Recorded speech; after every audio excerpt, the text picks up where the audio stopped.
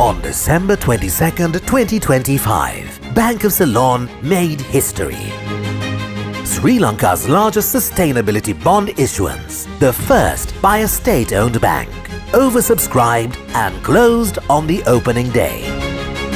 The Basel III compliant Tier 2 listed sustainability bond, a landmark moment for BOC and Sri Lanka's capital market. Globally, sustainable finance is reshaping markets with annual green, social and sustainability bond issuances exceeding $1 trillion.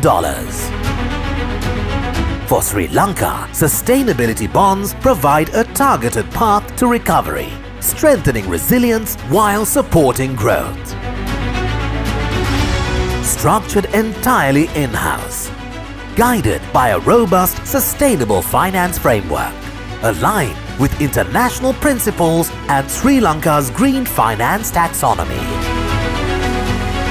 The proceeds will be allocated to clearly defined green and social projects, including renewable energy, energy efficiency, sustainable water and waste management, agriculture, MSMEs, healthcare, education and basic infrastructure.